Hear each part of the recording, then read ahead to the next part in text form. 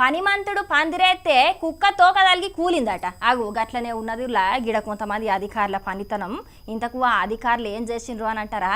వాళ్ళు ఏం చేసిండ్రు నేను చెప్పుడు కాదు కానీ వార్త మొత్తం వస్తుంది, మీరే చూడుండ్రి. చలో మరి ఎడిటర్ మహేష్ అన్న ముందుగల ఆ వీడియోనైతే ఇడతల చేయి నువ్వు.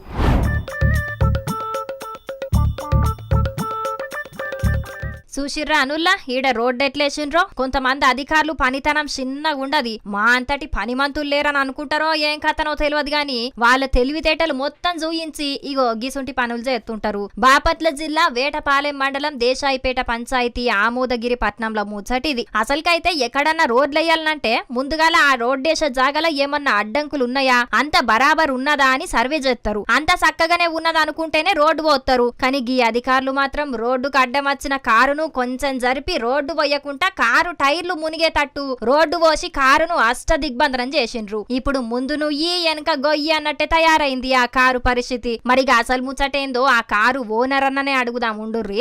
కారు తీయమన్న ఇన్ఫర్మేషన్ మాకు అసలు ఎవరు ఇవ్వలేదు సార్.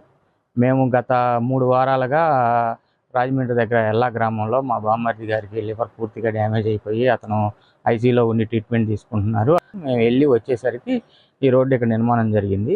రోడ్డుకి ఇటుపక్క అటుపక్క మీ ఇంటి వరకు ఖాళీ స్థలం వదిలేసి మిగతా భాగంలో రోడ్డు వేస్తామయ్యా అని చెప్పారు. మేము వెళ్ళాము. కానీ ఇక్కడికి వచ్చేసరికి ఈ రకంగా టైర్లు నా స్థలంలో రోడ్డు వేసిందే కాకుండా నా కారు టైర్లు సగ భాగం మునిగిపోయేలాగా కాంక్రీట్తో నింపేశారు. ఇది ఎంతవరకు కరెక్ట్ అని ఏటపాలెం ఎస్ఐ గారికి కంప్లైంట్ ఇచ్చి వచ్చాం సార్.